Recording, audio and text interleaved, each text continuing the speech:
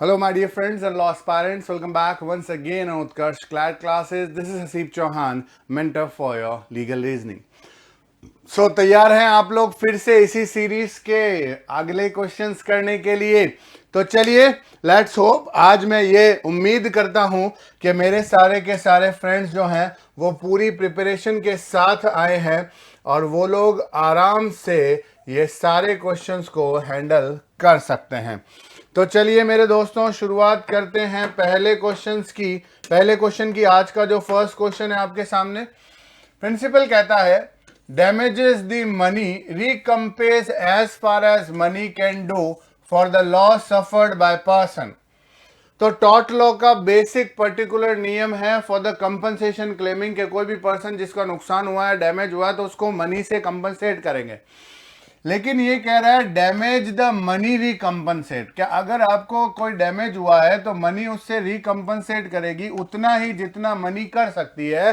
पैसे से उतना लॉस ही आपको रिकम्पनसेट किया जाएगा जितना लॉस आपने सफर किया है। ए, an Indian citizen having a right to vote was not allowed to cast his vote on the polling booth by the returning officer.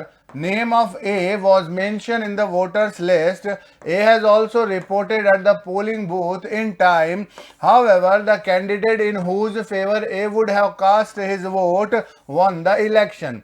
A filed a suit claiming damages. तो tort law में जो दो Maxim's होते हैं बेटा, injuria sign डेमनो, injuria sign डेमनो, और दूसरा जो है डेमनम साइन इंजूरिया। अब ध्यान से समझना, अब ये दोनों मैक्सिम्स वहीं से आए हैं और इसी क्वेश्चन का रिलेट करता है। पहला मैक्सिम जो है वो कहता है कि अगर किसी पर्टिकुलर पर्सन को इंजरी हुई है, कौन सी इंजरी, मतलब अगर उसका वायलेशन ऑफ लीगल राइट हुआ है, उसका कानूनी हक मारा गया है, कानूनी रूप से उसको जो अधिकार था वो उसको यूज नहीं करने दिया गया, तो उसको हम डैमेज दिलवाएंगे।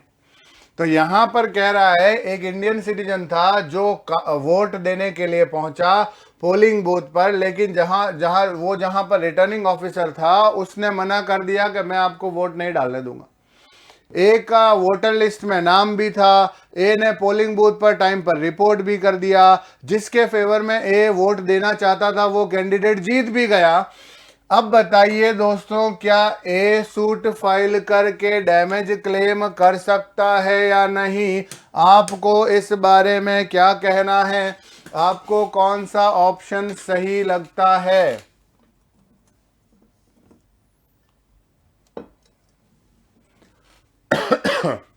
जल्दी बता दीजिए। देखिए 1 मिनट का समय चक्र है और समय निकल रहा है मेरे भाई। क्या ए को डैमेज मिलेगा? क्या ए को डैमेज नहीं मिलेगा? क्या उसको नॉमिनल डैमेजेस मिलेंगे या फिर उसको एग्जेम्पलरी डैमेज मिलेंगे?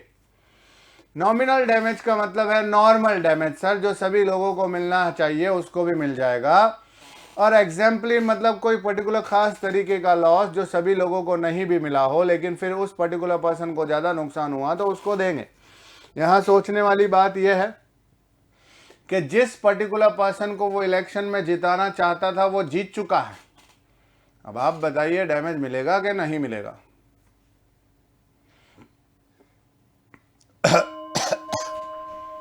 तो देखिए, इसी खतरे की घंटी के साथ में आपका समय हुआ है समाप्त। अब सवाल बहुत सिंपल सा है मेरे भाई कि सर देखो, उसका इलेक्शन में वोट देने का कानूनी अधिकार था, लीगल राइट था। तो अगर किसी का लीगल राइट हार्म हुआ है, legal right violated, even if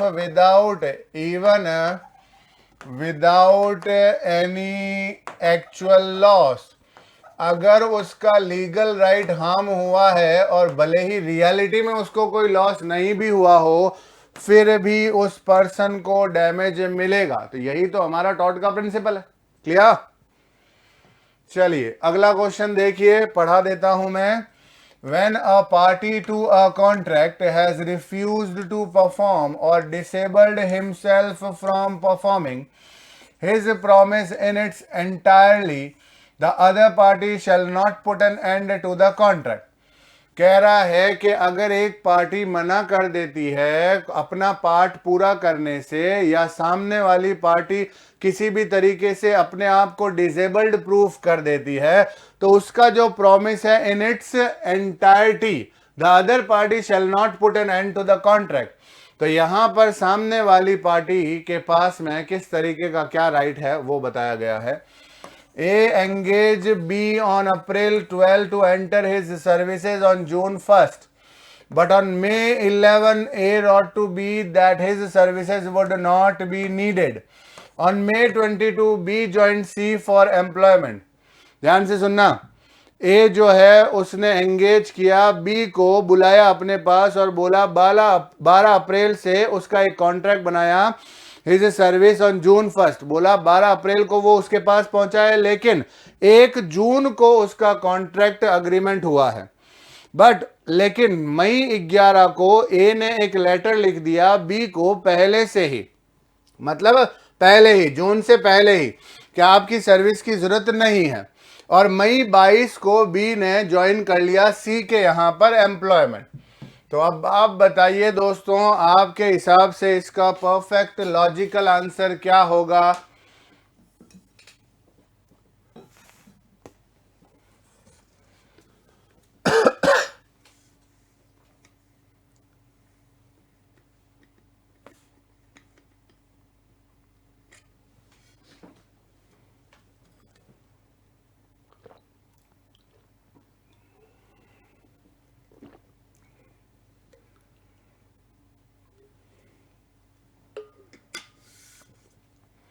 देखो बेटा, यहां रीजनिंग में अपने प्रिंसिपल बहुत मैटर करते हैं, तो प्रिंसिपल को बहुत अच्छे से समझना होगा आपको। एक पार्टी जब कॉन्ट्रैक्ट करने से मना कर देती है या अपने आप को डिसेबल प्रूफ करती है, तो सामने वाली पार्टी के पास में ये ऑप्शन नहीं होता कि वो कॉन्ट्रैक्ट को खत्म कर दे। ए ने बी को एंगेज किया 12 अप्रैल को to enter his service on June 1st, ठीक है, टू एंटर, ओहो ठीक है ओके डन डन। क्या कह रहा है, ए ने एंगेज किया, ठीक है। अब ऑन 11th ऑफ मे ए ने बी को राइट करके लिखा that his service would not be needed. On 22nd of May B joined C for employment.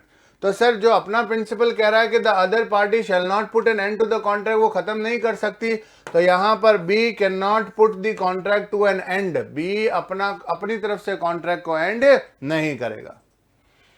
अब प्रिंसिपल देखिए, everyone shall be permitted to take advantage of his own wrong. क्या मतलब हुआ? कह रहा है जो गलती आपने की है ना, उस गलती की सजा भी आप ही भुगतोगे, आपको ही उसका सारा बीड़ा उठाना पड़ेगा। A legatee was heavily drunk and driving his car at a speed of 100 km/h in a crowded market. All of a sudden his testator came on the road. There were other people on the road at that time.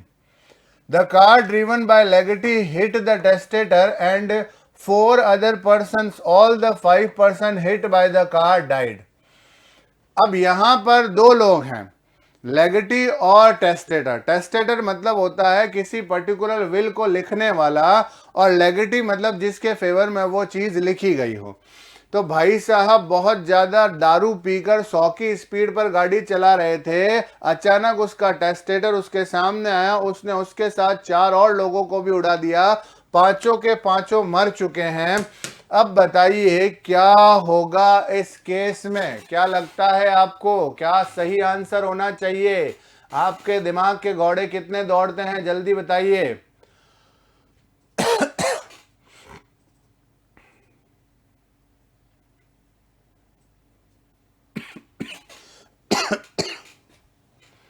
तो यहां पर testator ने एक will लिखी है एक particular लेगेटी के favour में, अब उसी ने उसको उड़ा दिया है। तो सवाल यह है कि क्या उसको उस जायदाद से बेदखल कर दिया जाएगा? क्या उस विल लिखने क्या उस पर्सन को अब उस विल का बेनिफिट नहीं मिलेगा या मिलेगा? प्रिंसिपल को ध्यान से समझना, कोई भी पर्टिकुलर पर्सन जो है वो अपने ही किए गए गलती का एडवांटेज भी खुद ले सकता है।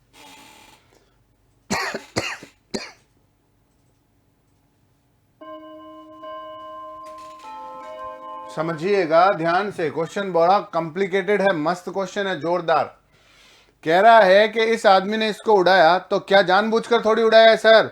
The legatee can take the benefit under the will, जो विल में उसके लिए लिखा गया है वो उसी को मिलेगा। कानून ऐसा नहीं बोलेगा कि भाई आपने उसको मारा है तो अब आपको उसकी जायदाद से बेदखल किया जाता है, ना भाई, it was just an accident.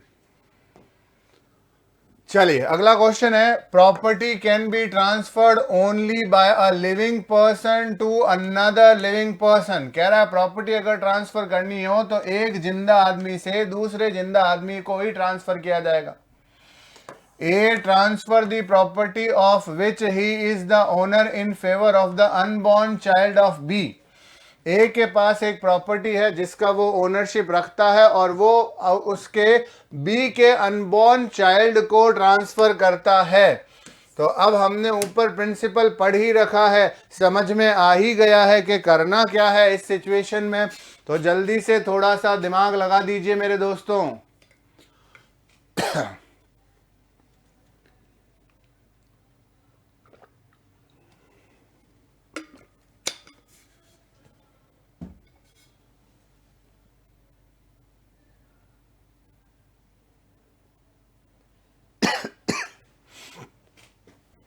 Transfer of property act के कुछ प्रोविजंस हैं जो आपको पता होने चाहिए, और नहीं भी पता है तो कोई बात नहीं, अभी हम बता देंगे आप लोगों को।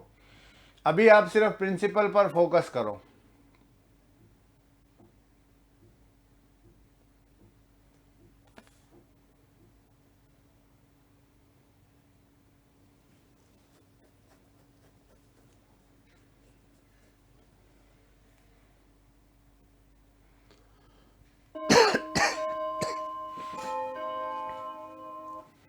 चलिए ध्यान से देखिएगा इस क्वेश्चन को। कहता है property has been transfer to the unborn child. गलत, जब प्रिंसिपल ही मना कर रहा है तो हम क्या होते हैं ट्रांसफर करने वाले। प्रॉपर्टी बी को ट्रांसफर कर देते हैं। नो सर, क्योंकि जिसको ट्रांसफर किया गया है वही एक्सेप्ट कर सकता है। Property has not been transfer to the unborn child, that is the perfect answer. तो सुनो, अब अनबॉर्न चाइल्ड का क्या सिलसिला है। अगर कोई भी पर्सन अपनी प्रॉपर्टी अनबॉर्न चाइल्ड को ट्रांसफर करना चाहता है तो टीपी एक्ट सीधा मना कर देता है कि नहीं कर सकता। मतलब मां के पेट में अगर कोई बच्चा है तो वो अनबॉर्न चाइल्ड कहलाएगा। अब मान लीजिए उसकी मां है बी, तो अगर ए को प्रॉपर्टी ट्रांसफर करनी है तो पहले बी को ट्रांसफर करे और उसमें ये कंडीशन डाल दे कि जिस दिन ये बच्चा पैदा हो जाएगा उस दिन ये प्रॉपर्टी इसके पास ट्रांसफर हो जाएगी। अब सपोज करो ऊपर वाला ना करे, बच्चा सही कंडीशन में पैदा नहीं हुआ या मरा हुआ पैदा हुआ, तो ऐसे केस में वो वापस प्रॉपर्टी ए के पास आ जाएगी, क्योंकि उसकी कंडीशन यही थी कि जो बच्चा जिंदा पैदा होगा उसके पास ट्रांसफर नहीं हुई आगे ट्रांसफर, तो वापस रिवोक हो जाएगी। कह रहा है interest an interest created dependent upon a condition fails if the fulfilment of the condition is impossible. अगर मान लीजिए किसी पर्टिकुलर कॉन्ट्रैक्ट में कोई ऐसी कंडीशन है, उसी के बेसिस पर मेरा इंटरेस्ट है, अब वो कंडीशन पूरी करना ही इम्पॉसिबल है, तो अपने आप ही सारी चीजें गलत हो जाएगी, सब गड़बड़ हो जाएगा। ए प्रॉमिस टू पे ₹10 लाख टू बी। ए ने वादा किया कि मैं 10 लाख दूंगा आपको, on condition that he shall marry A's daughter C. और कंडीशन क्या थी कि मेरी बेटी सी से शादी करनी पड़ेगी। At the date on which A gives 10 lakh rupees to be, C was dead. तो जिस तारीख को वो पैसे देने वाला था उस दिन सी ऑलरेडी मर चुकी थी। तो अब आप बताइए मेरे दोस्तों, किस तरीके से आप इस क्वेश्चन को हैंडल करेंगे। आपका दिमाग क्या कहता है, अपने लॉ के नॉलेज को बाहर निकालिए।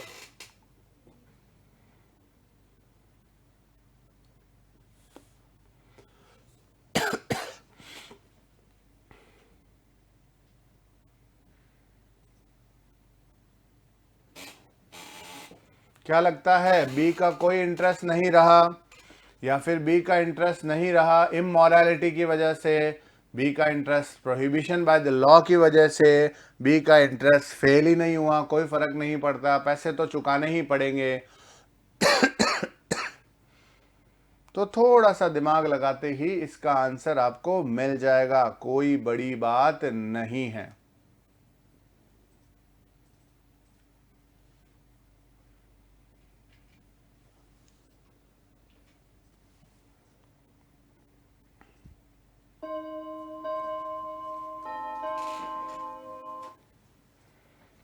चलिए दोस्तों, क्वेश्चन को वापस अच्छे से समझना।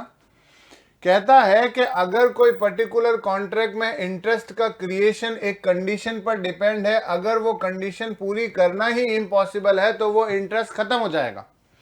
तो यहां पर ए ने प्रॉमिस किया है, मतलब अग्रीमेंट किया है, ए ने अग्री किया है कि बी मैं आपको पेमेंट दूंगा, कितने 10 लाख रुपए का पेमेंट दूंगा, बस एक ही कंडीशन है। अब वो कंडीशन क्या है बेटा?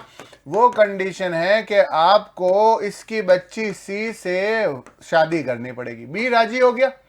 अब बी और सी के शादी की बात तो दूर, जिस दिन पेमेंट देने का टाइम आया उसी दिन सी मर चुकी थी।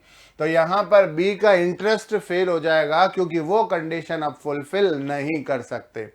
तो यहां पर सीधा सीधा ए ऑप्शन रहेगा कि बीज इंटरेस्ट फेल्स। अगला क्वेश्चन देखिए। A condition must be complied with after the happening of the event to which such a condition is attached. तो यहां पर एक पर्टिकुलर कोई भी कॉन्ट्रैक्ट की कोई कंडीशन है तो उसको कंप्लाइड करना जरूरी है, उसका पालन करना जरूरी है, उसको मानना जरूरी है after the happening of event, उस पर्टिकुलर इवेंट के होने के बाद में, to which such condition attached, जिसके साथ वो कंडीशन जुड़ी हुई थी। अगर मान लीजिए मैंने कहा कि ऐसा हो जाएगा तो तुझे ये करना है, फिर अपना कॉन्ट्रैक्ट आगे बढ़ेगा, तो वैसा हो गया और उसने वो नहीं किया, तो फिर वो कंडीशन अगर आप नहीं मान रहे हो, किसी इवेंट के पूरा होने के साथ अगर वो कंडीशन जुड़ी हुई और आप वो कंडीशन पूरी नहीं कर रहे हो, तो फिर मामला गड़बड़ हो जाएगा, कॉन्ट्रैक्ट खत्म हो जाएगा। A promised to pay 5,000 to B on the condition that he shall marry with the consent of C, D and E। क्या कह रहा है? A ने B से वादा किया, मतलब अग्री किया, अग्रीमेंट किया। तो इन दोनों के बीच में क्या है? A ने क्या वादा किया? सुनो, A promised to pay 5,000 to B, उसको कहा मैं तुझे 5,000 रुपए दूंगा। बस एक ही कंडीशन है। क्या कंडीशन रखी है इसने? इसने कहा जब भी तुम शादी करोगे, जब भी तुम्हारी मैरिज होगी, तो तुम्हें 3 लोगों की परमिशन के साथ मैरिज करनी है, सी, डी और ई। इन तीनों की परमिशन मिल जाए तो शादी कर लेना, 5,000 दे दूंगा। B marries without the consent of C, D and E, but obtains their consent after the marriage। अब यहां पर क्या हुआ है? यहां पर उसने शादी पहले कर ली है, मैरिज तो हो गई भाई, और बाद में इनके पास आया, इनके पैर पकड़े और कंसेंट ले ली। Consent after marriage. अब प्रिंसिपल को वापस पढ़ो। Condition must be complied with after the happening of event to which such a condition is attached. A ने प्रॉमिस किया on the condition that he shall marry with the consent of C, D, E. B ने शादी कर ली, बाद में consent लेकर आया है। तो अब आप बताइए दोस्तों, आपके नजर में क्या बी ने सही किया? क्या वो कंडीशन पूरी हुई या नहीं हुई? क्या कहते हैं आप? ऊपर प्रिंसिपल को फोकस रखना बेटा, प्रिंसिपल में बहुत उम्मीदें छुपी हुई है इस क्वेश्चन की।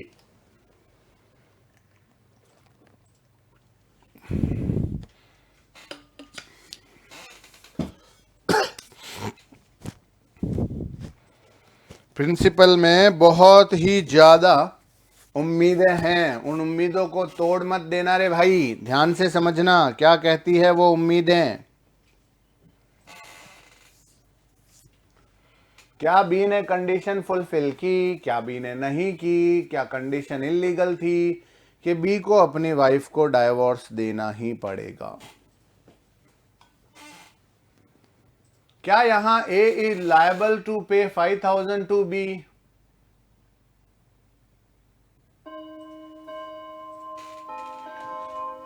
अब देखो, ध्यान से समझो, ऊपर की लाइन में ही आंसर है। अगर आपने कोई कंडीशन डाली है उस पर्टिकुलर इवेंट से रिलेटेड, जो पहले भी पूरी की जा सकती है और बाद में भी पूरी की जा सकती है, तो कंडीशन फुलफिल मानी जाएगी।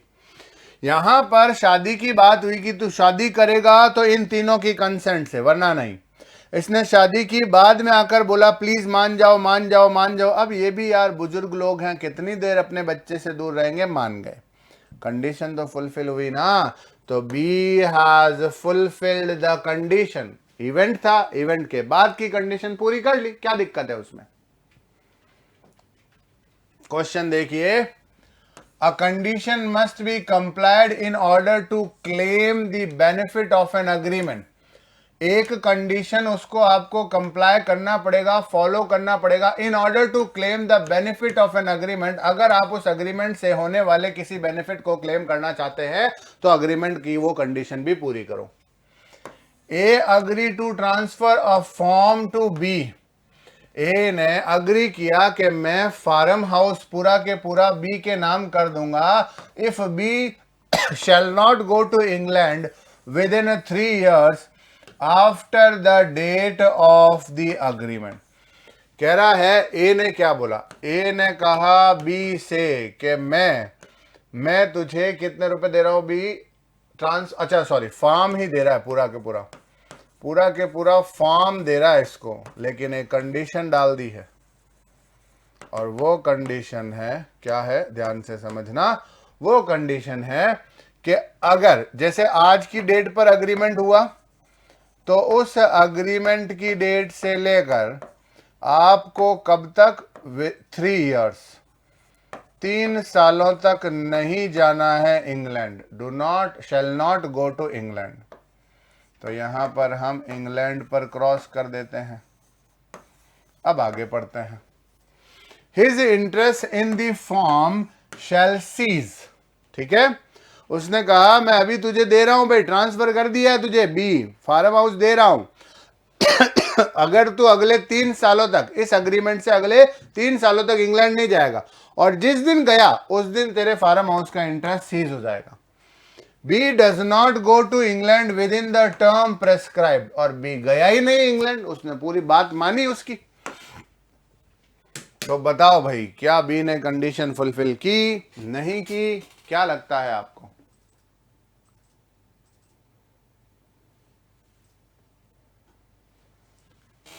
B shall not go to the England within 3 years after the date of agreement.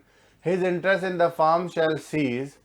B does not go to England within the term prescribed. ठीक है, B's interest in the farm continue. B's interest in the farm does not continue. B has fundamental right to go to England or not go to England and hence the condition is illegal.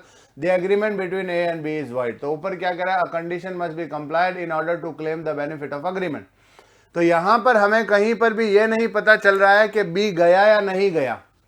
कह रहा है B does not go to England within the term prescribe. जो term prescribe थी, जो timing दे रखा था, उसमें वो इंग्लैंड नहीं गया। तो क्या बी का इंटरेस्ट खत्म हो जाएगा फार्म हाउस में, क्या लगता है आपको। तो देखिए सर, बहुत सिंपल सा फैक्ट है। कह रहा है कंडीशन आपको पूरी करनी पड़ेगी अगर एग्रीमेंट का बेनिफिट चाहते हो। A agree to transfer the farm to B if B shall not go to the England within 3 years after the date of agreement. His interest in the farm shall cease. B does not go to the England within the term prescribed. तो sir B का interest in the farm continue रहेगा क्योंकि वो गया ही नहीं, तो वो अब हमेशा के लिए उसका फार्म हाउस हो चुका है। अगला क्वेश्चन है, existence of all the alleged facts is relevant whether they occurred at the same time and place or at a different time and a place। कह रहा है सारे के सारे जो फैक्ट्स होते हैं वो रेलेवेंट होते हैं। कौन से, चाहे वो फैक्ट उसी पर्टिकुलर टाइम पर अराइज हुए हों, उसी जगह पर अराइज हुए हों, या फिर किसी और जगह और किसी और टाइम पर अराइज हुए हों, वो सारे फैक्ट भी काम के हैं जो एग्जिस्ट करते हैं, जो उस केस से संबंधित है, जो उस केस से जुड़े हुए हैं। ओहो, टाइमर पहले ही लगा दिया, मैंने समझाया ही नहीं बाकी का।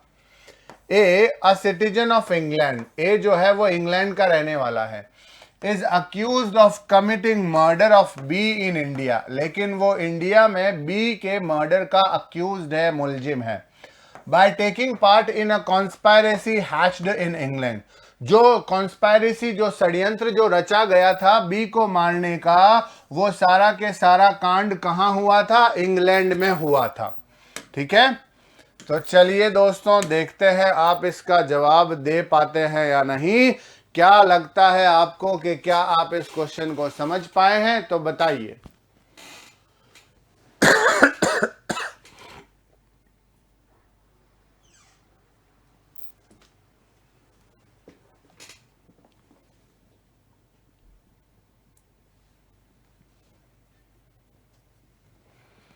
क्या लगता है आपको? सिर्फ कॉन्स्पायरेसी रिलेवेंट है जो इंग्लैंड में हुई है, या मर्डर रिलेवेंट है जो इंडिया में हुआ है, या फिर दोनों ही रिलेवेंट नहीं है, या फिर दोनों ही रिलेवेंट है, और या फिर वो बंदा जो है बाहर का रहने वाला है सर, इंडिया के लॉ उस पर कैसे लगेंगे? तो बताइए, सारे के सारे पॉइंट्स आपके सामने हैं। कौन सी चीज रेलेवेंट करती है इस केस के लिए और कौन सी चीज रेलेवेंट नहीं करती?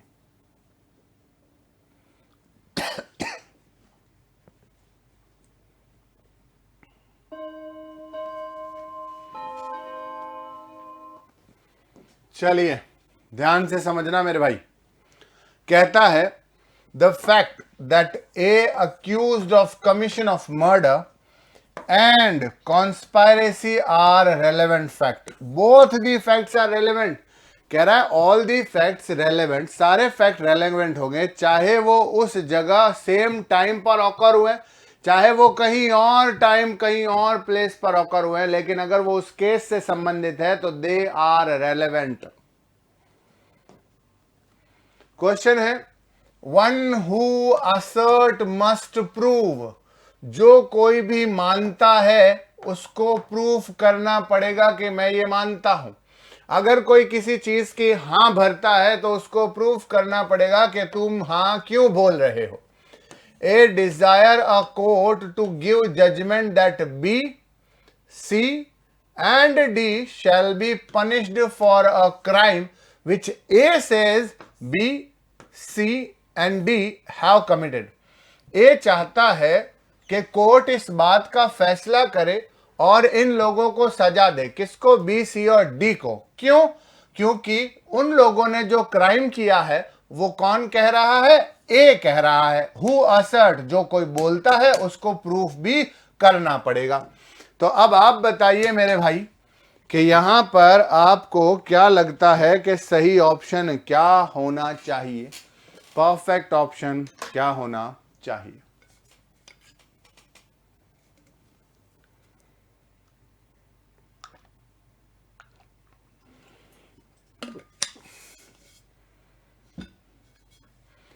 क्या ए को यह बात प्रूफ करनी चाहिए कि वो तीनों लोग क्रिमिनल स्पॉट पर मौजूद थे?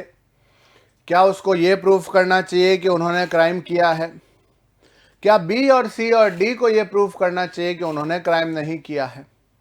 क्या पुलिस की जिम्मेदारी है कि वो प्रूफ करे? बाकी आम नागरिकों की कोई जिम्मेदारी नहीं होती है। तो बताइए दोस्तों, सारे पॉइंट्स आपके सामने हैं, किस तरीके से आप इसको हैंडल करेंगे?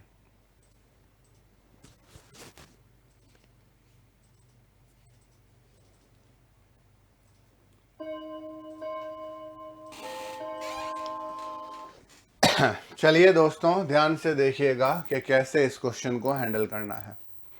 Who assert must proof. जो कोई भी मानता है कि मैं कह रहा हूं यह आदमी चोर है तो मैं प्रूफ करूंगा। अगर मैं कह रहा हूं इस आदमी ने मर्डर किया तो मैं प्रूफ करूंगा। वो आदमी अपना गिल्ट अलग से प्रूफ करेंगे कि ये पर्टिकुलर पर्सन जो है वो कि मैं निर्दोष हैं, हम लोगों ने कुछ नहीं किया, हमारी कोई गलती नहीं वगैरह वगैरह, वो उनकी लुकआउट है। लेकिन पहले मैंने इल्जाम लगाया है ना, तो मैं इस बात के सबूत पेश करूंगा अदालत के सामने, कोर्ट के सामने कि ये पॉइंट्स हैं, ये फैक्ट्स हैं जिनसे मुझे ये लगता है कि इन्होंने क्राइम किया है। तो A must prove that B, C and D were present. Oh sorry, ये वाला पॉइंट नहीं है। इसको ये जरूरत नहीं प्रूव करने की कि वो प्लेस पर थे या नहीं है। A must prove that B, C and D have committed the crime. उसको सिर्फ ये प्रूफ करना है कि इन लोगों ने क्राइम किया है। इन लोगों ने, अब उसके खिलाफ चाहे उन्होंने देखा हो, चाहे ए ने खुद ने देखा हो, ए के पास कोई वीडियो क्लिप हो, ए ऐसी कोई सरकमस्टांसेस बता दे कि जिसकी वजह से ये बात पता चल जाए कि हाँ भाई इन्होंने क्राइम तो किया है। चलिए आज का आखिरी क्वेश्चन देखते हैं दोस्तों। Foreign judgment binds the parties and is conclusive unless it is obtained by fraud. क्या कह रहा है पता है? फॉरेन में मिलने वाले जजमेंट, मतलब हमारी इंडियन लॉ, इंडियन अदालत की बात ही नहीं कर रहा। फॉरेन में जो जजमेंट आपको दिए गए हैं वो दोनों पार्टीज पर बाउंडेड होंगे unless it is obtained by fraud. बस एक ही कंडीशन है कि आपने वो फ्रॉड के थ्रू ऑब्टेन्ड नहीं किए हों। A obtains judgment from US court by producing fake document. ए ने एक जजमेंट लिया है यूएस कोर्ट से, जजमेंट अपने फेवर में करवा लिया है, लेकिन सारे के सारे फेक डॉक्यूमेंट से वो पूरा के पूरा जजमेंट लेकर आया है। तो अब बताइए दोस्तों कि आपको क्या लगता है कैसे होगा इसका सॉल्यूशन, इसका आंसर क्या होगा?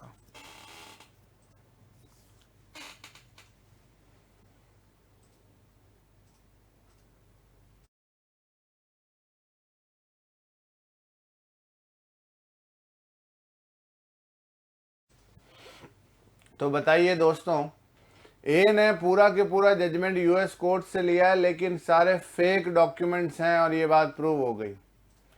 तो क्या नया सूट इंडिया में फाइल किया जा सकता है? क्या जजमेंट एनफोर्स करना ही पड़ेगा?